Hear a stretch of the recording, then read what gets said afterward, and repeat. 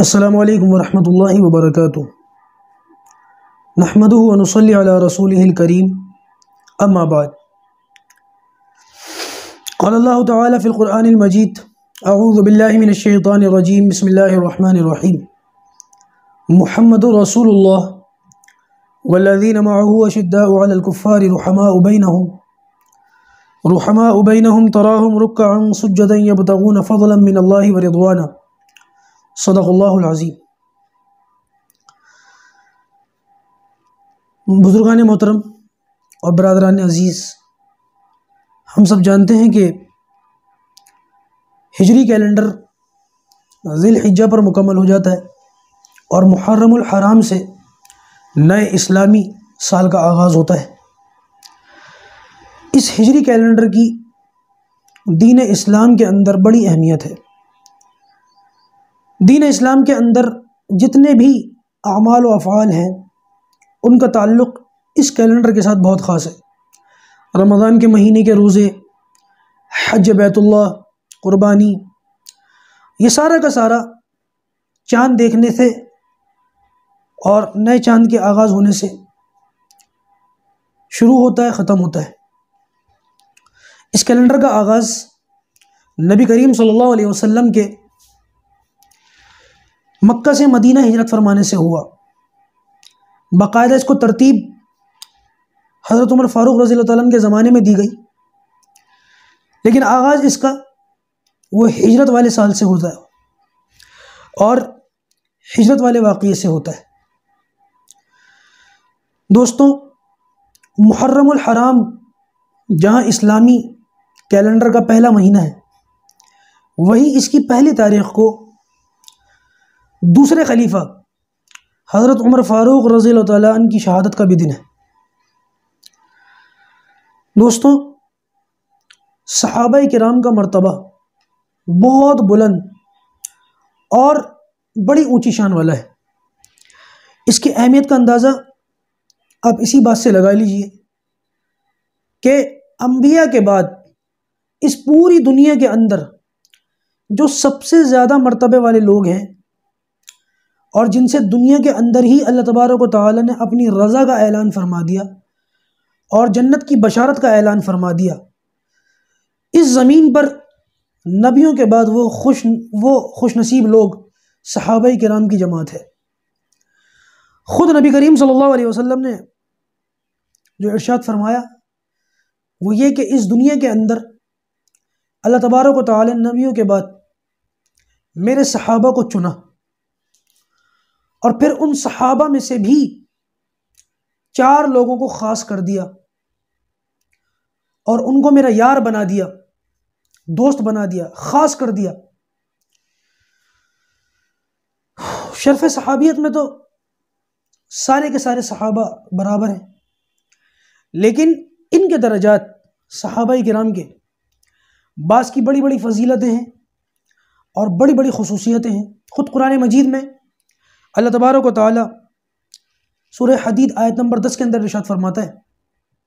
لا يستوی منکم من انفق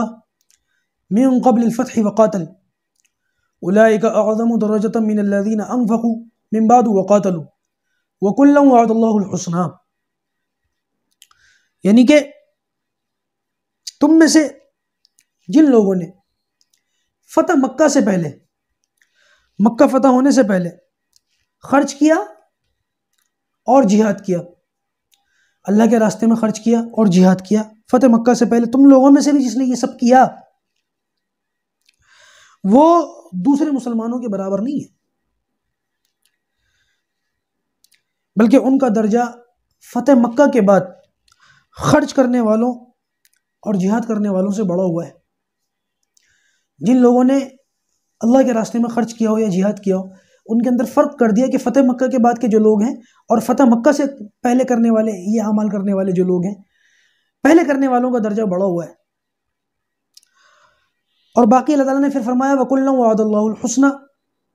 اللہ تعالیٰ نے سبھی کے لیے، سارے صحابہ کے لیے بہترین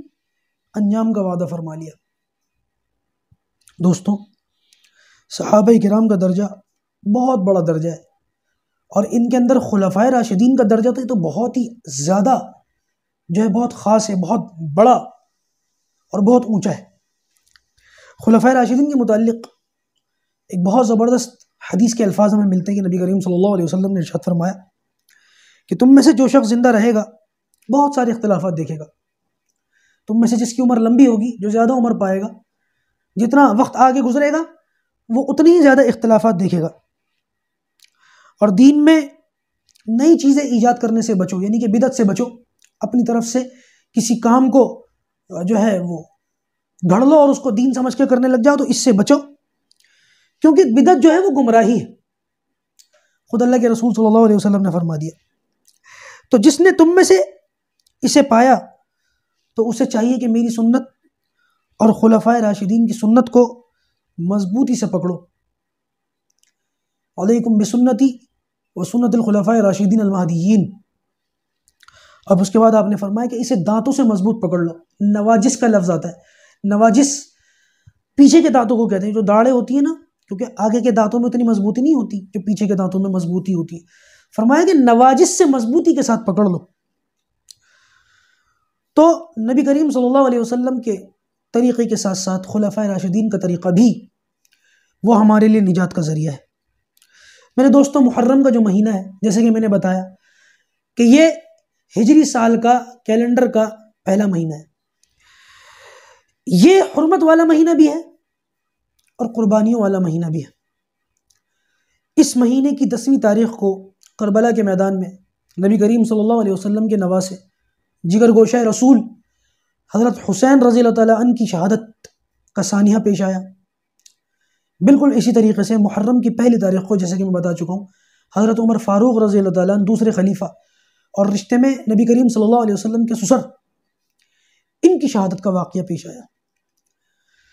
ہم میں سے کتنے لوگ ایسے ہیں کہ جن کو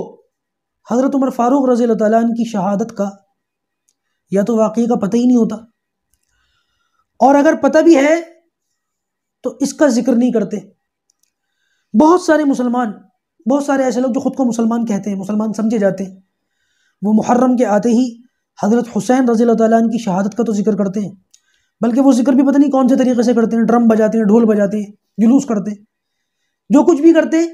وہ حضرت حسین رضی اللہ تعالیٰ عنہ کی طرف منسوب کر کے کرتے ہیں، حضرت عمر فاروق رضی اللہ تعالیٰ عنہ کی طرف منسوب کر کے ان کی شہادت کا اور ان کے فضائل کا اور ان کے مناقب کا ذکر نہیں کیا جاتا۔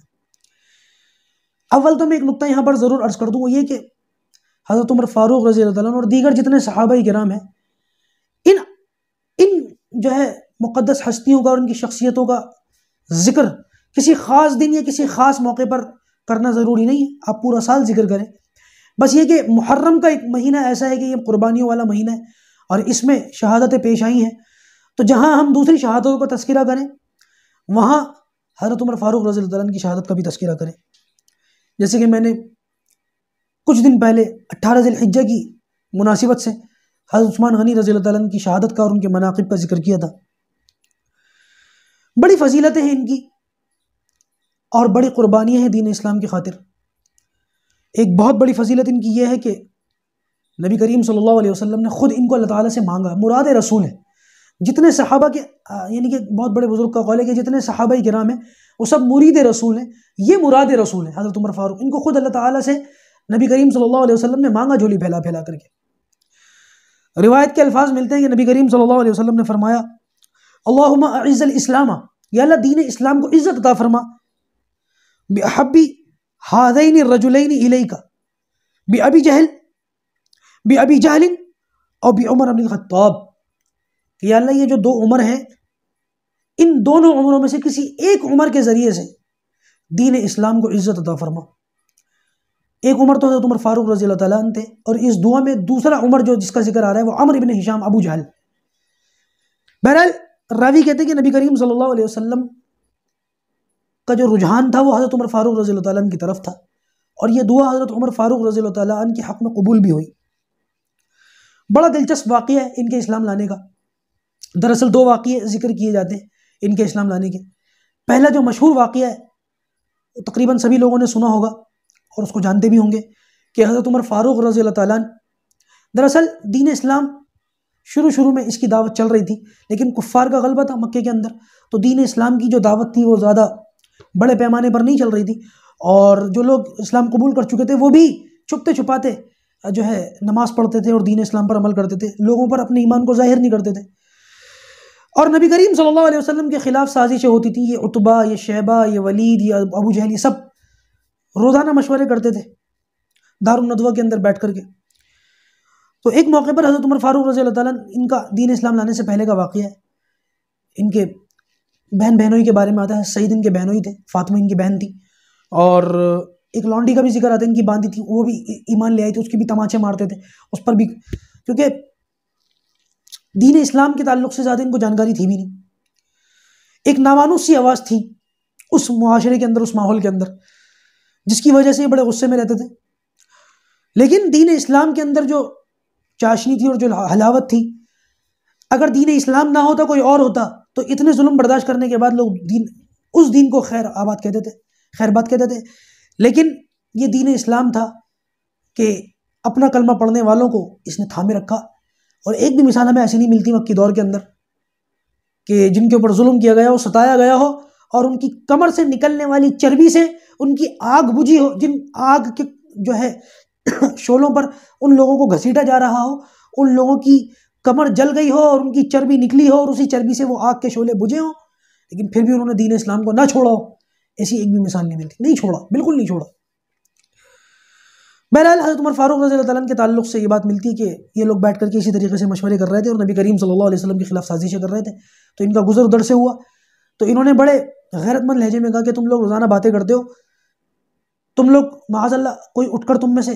محمد کا کام تمام کیوں نہیں کر دیتا، معاذ اللہ معاذ اللہ۔ تو کسی نے کہا کون کرے گا، تو اس پر کہتے ہیں کہ میں کر دیتا ہوں۔ بعض روایت کے اندر آتا ہے کہ کسی نے ان کو انعام کا بھی لالچ دیا کہ تم کرو گے تو میں تمہیں یہ انعام دوں گا۔ بہرحال تلوار لی اور پورے جو ہے طریقے غصے کے ساتھ کہہ لیا، ایک کیفیت ایسی تھی کہ وہ اسی کے ساتھ نبی کریم صلی اللہ علیہ وسلم کی طرف بڑھے۔ راستے میں حضرت نعیم بن عبداللہ یا نعیم بن عبداللہ یہ ملے، اور انہوں نے جو حضرت عمر کے تیور دیکھے اور جو ان کے چہرے کے اوپر ان کے آثار دیکھے، سمجھ گئے کہ کسی دوسرے کام سے جا رہے ہیں۔ تو انہوں نے پوچھا کہ عمر کس ارادے سے ہو، کہاں جا رہے ہو؟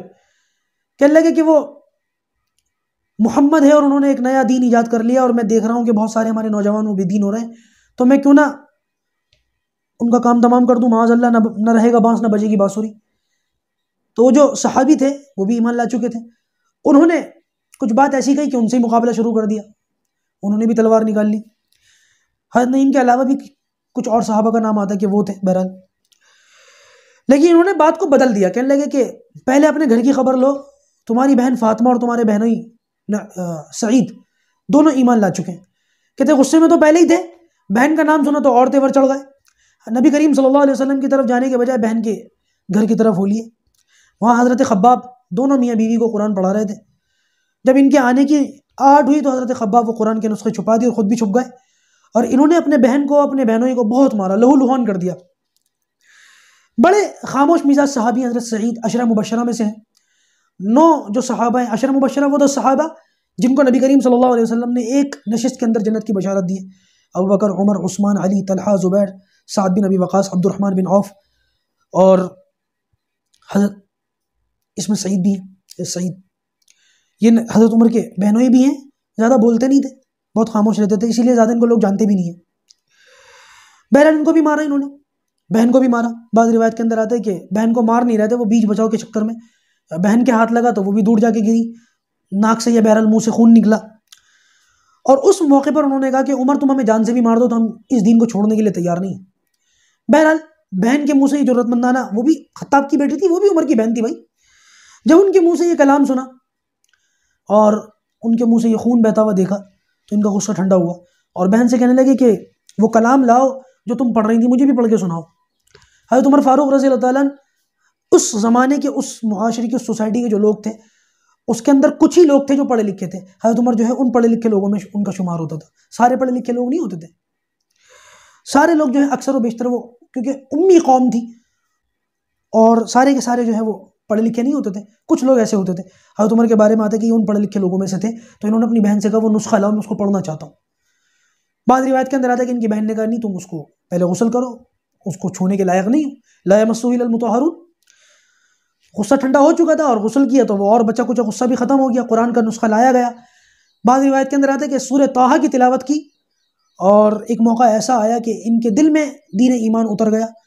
اور کہنے لگے کہ نبی کریم صلی اللہ علیہ وسلم کہاں موجود ہیں۔ حضرت خباب یہ جملہ جو سنا تو نکل کر باہر آ گئے، کہنے لگے میں نے خدا کی قسم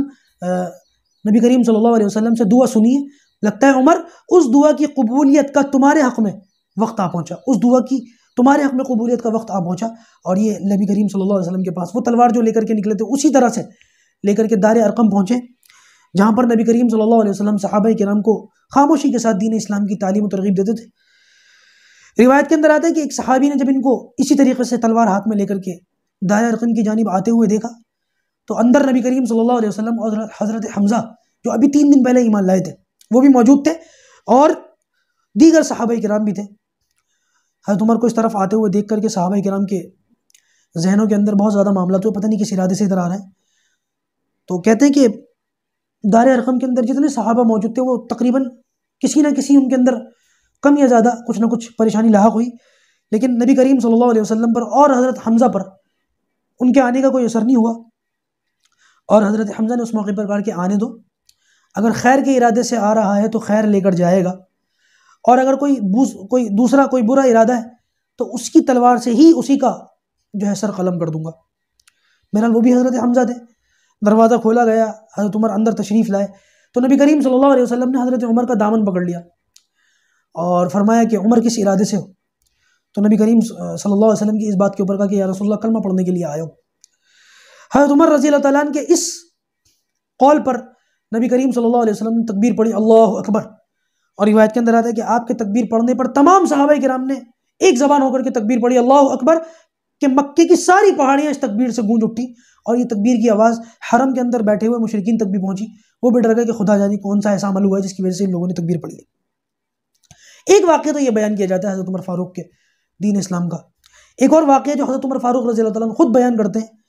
کہتے ہیں کہ ایک موقع پر نبی کریم صلی اللہ علیہ وسلم کو چھیڑنے کے ارادے سے میں خود رات کے موقع پہ نکلا، دیکھا کہ بیت اللہ کے سامنے یہ کھڑے ہو کر کے اللہ کے رسول نماز پڑھ رہے تھے، تو مجھے تجسس ہوا کہ میں سنوں یہ کیا پڑھ رہے ہیں، تو اللہ کے رسول صلی اللہ علیہ وسلم سورہ حاقہ کی تلاوت فرما رہے تھے، اور سورہ حاقہ مکی صورت ہے اور مکی صورتوں کے اندر وہ جو تسلسل اور وہ جو روانی ہے، کاش ہم لوگوں کو عربی آتی تو ہمیں لگتا کہ بھئی کیا صورت ہے، الحاقہ ما الحاقہ وما ادراک ما الحاقہ كذبت ثمود وعاد بالقارعة فأما ثمود فأهلكوا بالطاغية وأما عاد فأهلكوا بريح صرصر عاتية۔ بہت شاندار، کہتے ہیں کہ میں سنتا رہا اور سنتے سنتے میرے دل میں یہ بات آئی کہ کتنا زبردست شاعر کا کلام ہے، کیسی زبردست شاعری ہے۔ تو اس صورت کے اندر آگے آیت موجود ہے وما هو بقول شاعر، یہ شاعر کا کلام نہیں ہے۔ تو حضرت عمر فاروق کہتے ہیں کہ میں ٹھٹک گیا اس بات کے اوپر کہ میں نے تو زبان سے کچھ کہا بھی نہیں اور یہ اتنی دور کھڑے ہیں اور میرے دل میں جو باتیں وہ انہوں نے سن بھی لی، ولا کیا زبردست، یہ مطلب کاہنوں کا کلام لگتا ہے، تو کاہنوں والی بات ہو گئی۔ تو آگے اگلی آیت تھی ولا بقول کاہن، یہ کاہن بھی نہیں ہے۔ تو عمر فاروق کہتے ہیں کہ میں خاموش ہو گیا۔ تو اس کے بعد اگلی آیت تھی تنزیل من رب العالمین، یہ کہتے ہیں کہ میں خاموش ہو گیا، میں سوچنے لگا کس طریقے کا دین ہے، تو یہ تنزیل من رب العالمین جو تھا اس لفظ کے سننے پر دین اسلام میرے دل میں اتر گیا اور میں نے کلمہ پڑھ لیا۔ نبی کریم صلی اللہ علیہ وسلم نماز سے فارغ ہو کر آگے آگے جا رہے تھے، رات کا اندھیرا تھا، میں پیچھے پیچھے ہو لیا، تو اللہ کے رسول صلی اللہ علیہ وسلم نے پوچھا عمر کس ارادے سے میرے پیچھے ہو؟ تو کہنے لگے کہ یا رسول اللہ میں کلمہ پڑھنے کے لیے آپ کے پیچھے آ رہا ہوں۔ یہ دوسرا واقعہ خود عمر فاروق رضی اللہ عنہ بتاتے اپنے کلمہ پڑھنے کا۔ بہرحال واقعات دونوں ملتے ہیں۔ پہلے والا واقعہ جو ہے بڑا مشہور ہے، ان کی ہجرت کا واقعہ بھی بڑا زبردست بیان کیا جاتا ہے کہ وہ نبی کریم صلی اللہ علیہ وسلم اور دیگر صحابہ کرام کے لیے جب تک ابو طالب رہے، مشرکین مکہ کی اتنی ہمت نہیں، ستاتے تو پہلے بھی تھے لیکن کھل کر نہیں آئے کبھی بھی، لیکن جب ابو طالب کا بھی انتقال ہو گیا اور بیچ میں کوئی رکاوٹ نہ رہی تو ان لوگوں نے نبی کریم صلی اللہ علیہ وسلم کو اور مسلمانوں کو ستانے کے لیے ایڑی چوٹی کا زور لگا دیا اور جو کچھ کر سکتے تھے کر گزرے، ہر حد کراس کر دی، حتیٰ کہ مسلمانوں کو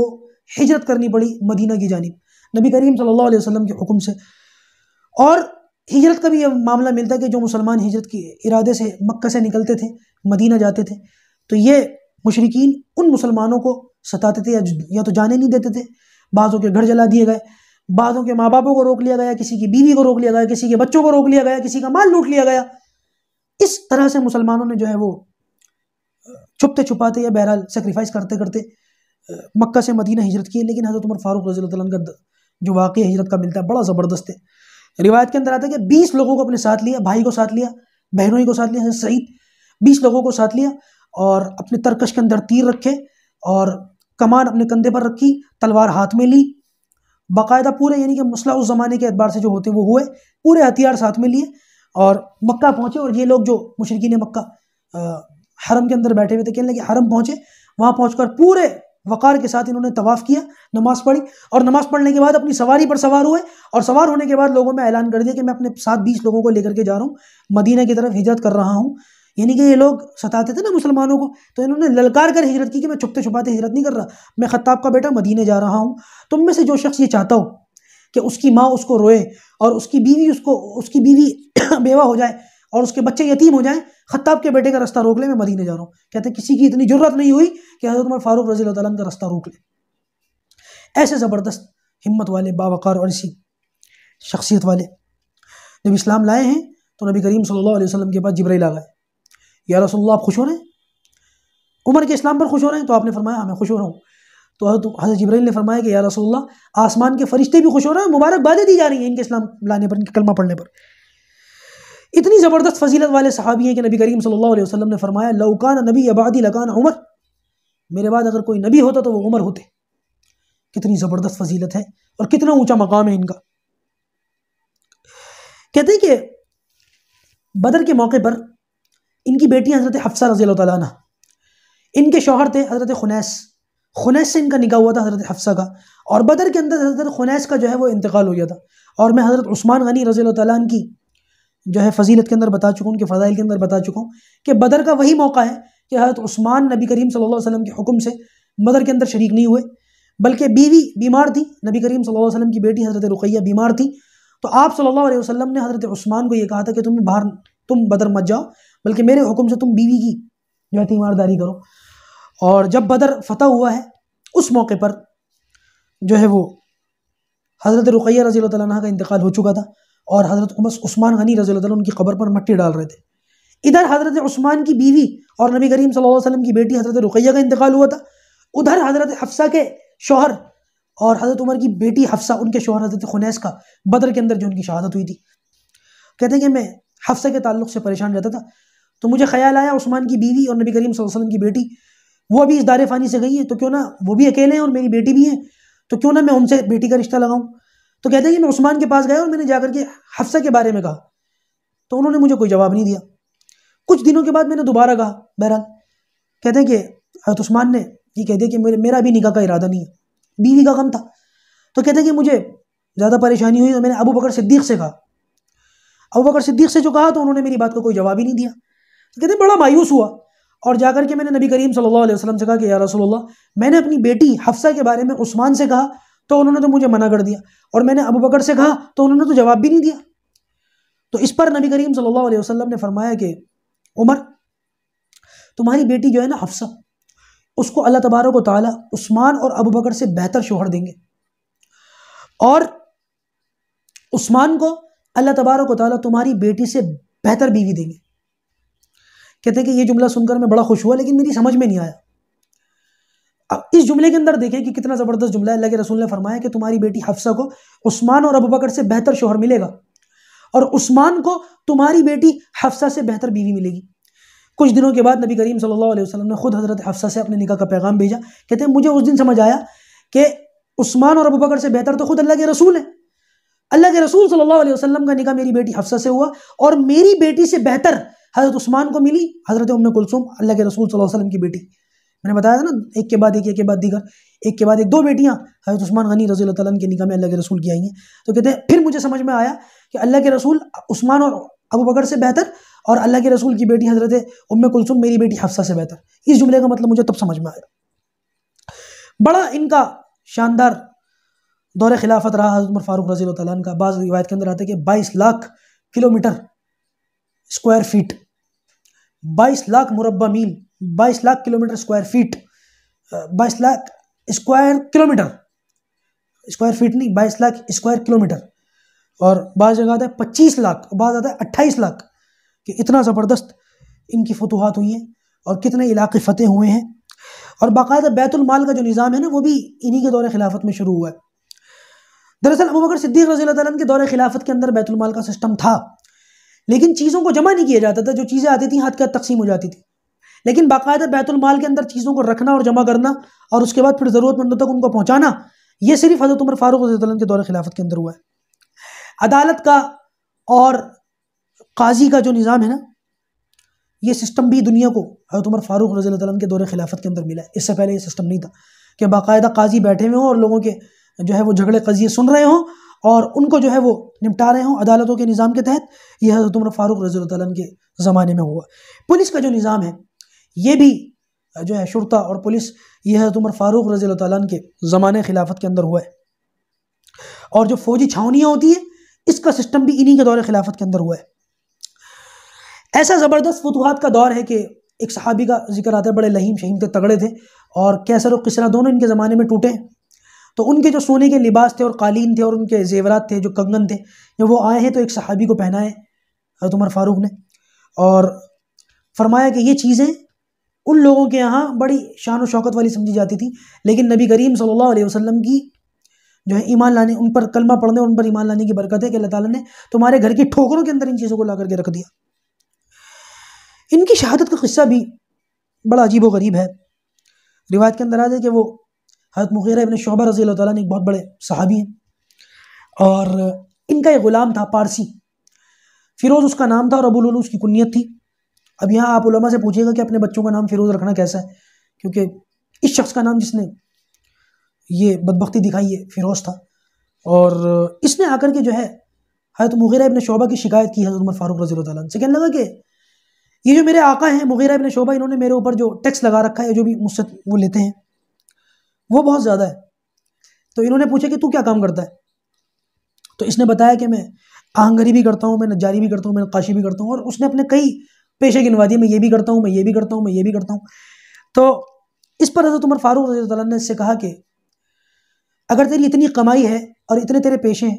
تو تجھ پر جو تھوڑا بہت جو لگایا جا رہا ہے،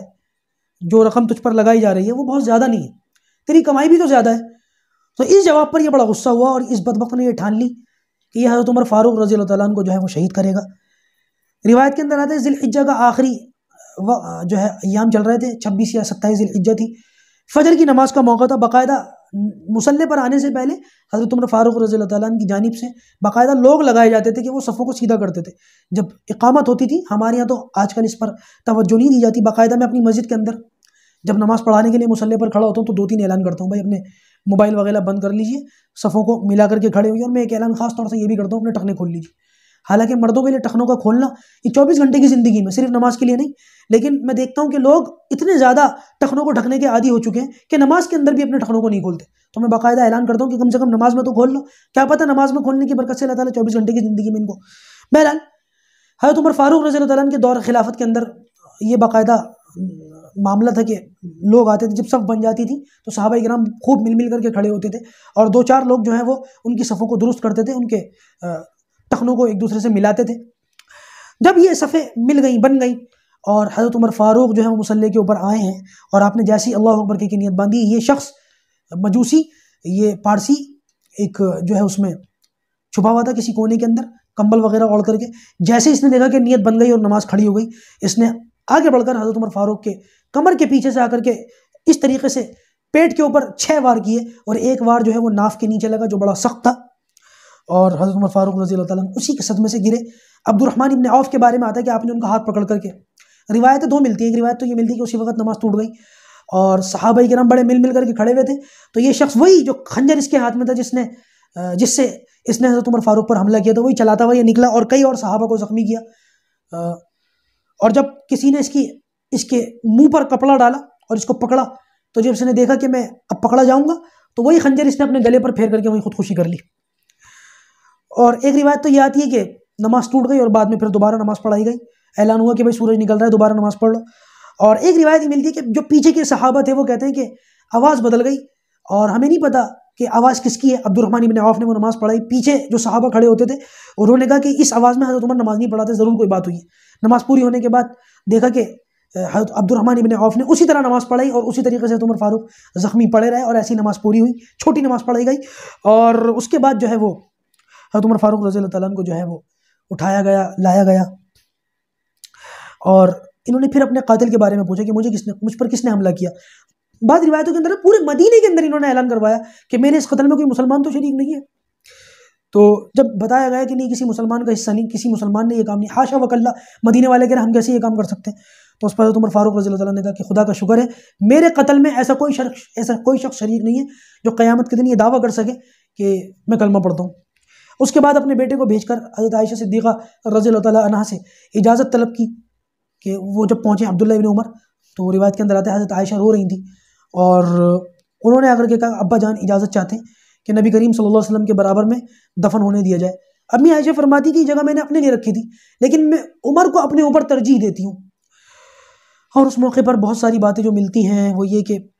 آخری وقت تھا، طبیب نے آ کر کے جو علاج کیا، نبیز پلائی، دودھ پلایا، تو زخم کے راستے سے وہ دودھ اور نبیز باہر نکل گیا۔ لوگ سمجھ گئے کہ اس زخم سے آپ تاب نہیں لا سکیں گے، یہ زخم آپ کا ٹھیک نہیں ہو سکے گا، اور ہوا بھی یہی 2-4 روز کے بعد جو ہے وہ آپ اس دار فانی سے کوچ کر گئے۔ آپ کا صہیب نامی صحابی انہوں نے جنازہ پڑھایا، کفن دفن ہوا، اور باقاعدہ حضرت عائشہ صدیقہ رضی اللہ تعالیٰ عنہ کے حجرے کے باہر ان کی مسیری لائی گئی اور باہر رکھ کر کے پھر باقاعدہ دوبارہ اجازت لی گئی۔ اس موقع پر بھی نا جب ان کا انتقال ہونے والا تھا، بیٹے نے ان کی جو ہے وہ ان کا سر اپنی گود میں رکھا ہوا تھا، تو اس موقع پر اپنے بیٹے سے کہا کہ میرا سر زمین پر رکھ دو۔ اب ظاہر سی بات ہے باپ اور خلیفہ ان کا سر کیسے زمین پر رکھ دیں، تو انہوں نے زمین پر نہیں رکھا، کہنے لگے میں تم سے کہہ رہا ہوں نا زمین پر رکھ دو۔ تو آخری وقت تھا اور چہرہ زمین پر رکھا گیا اور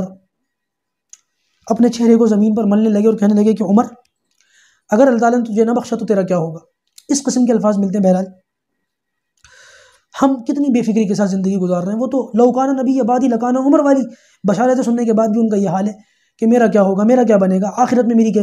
کیسی وہ ہوگی، کیسا سفر ہے، کیسے معاملات ہیں، پتہ نہیں اللہ راضی ہے ناراض۔ حالانکہ ان سے اللہ تعالیٰ راضی ہے، رضی اللہ عنہم ورضوا عنہ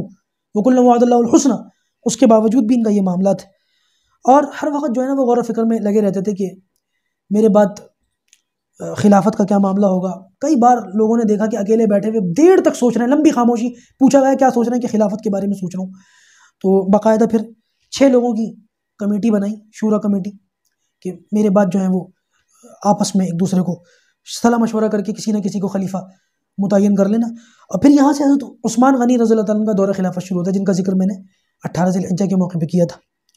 یہ ہمارے ہیروز ہیں، یہ ہمارے صحابہ ہیں، اور ان کے ہی راستوں پر ہمیں چلنا ہے،